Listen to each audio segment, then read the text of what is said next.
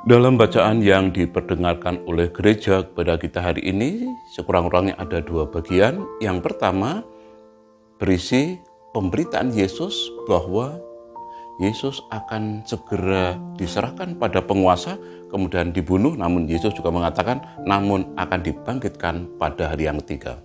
Hal tersebut sudah dinyatakan Yesus dalam masa-masa pengajarannya.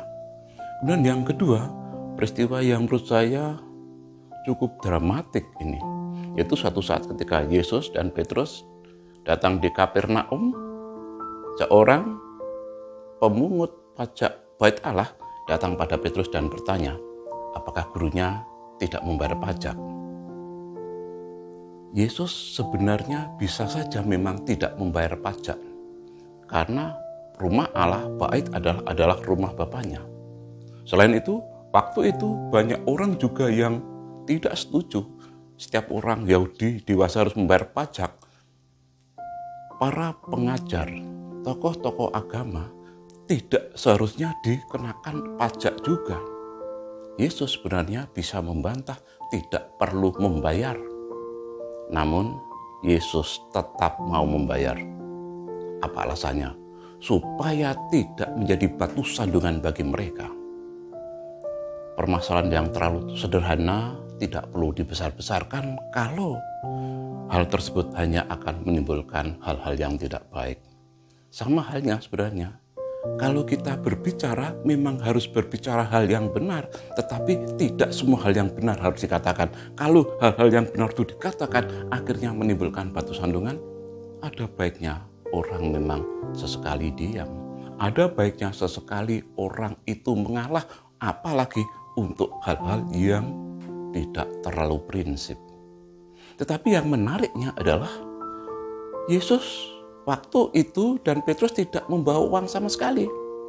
Sebenarnya bisa juga Yesus mengatakan, Petrus, itu di sakumu ada uang. Tiba-tiba ada uang, kan bisa. Atau ambillah itu di balik pohon, di bawah batu ada uang, ambillah. Bisa saja Yesus begitu. Tetapi Yesus meminta Petrus memancing ikan di danau. Kemudian ikan tangkapan yang pertama diminta untuk ditangkap, diambil, dibuka mulutnya karena di sana ada uang 4 dirham itu. Dengan uang 4 dirham itu diminta dibayarkan kepada pemungut pajak itu untuk Yesus dan untuk dirinya. Yang menarik juga adalah Petrus tanpa bertanya mengerjakan hal-hal yang seolah-olah tidak masuk akal. Inilah yang dinamakan tindakan iman.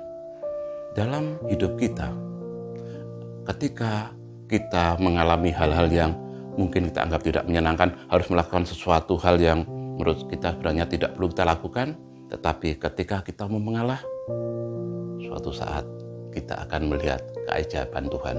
Ketika kita mau mengalah, supaya tidak menimbulkan batu sandungan bagi orang lain, keajaiban Tuhan akan terjadi di dalam hidup kita.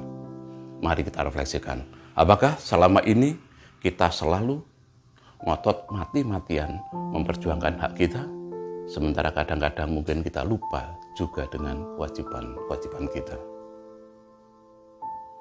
Kucing kecil berkeliaran di pasar, tempat tidurnya ada di lapak-lapak. Walau kita dalam posisi yang benar, tidak harus selalu paksakan kehendak. Akhirnya, kembali saya sampaikan, salam pijar kasih.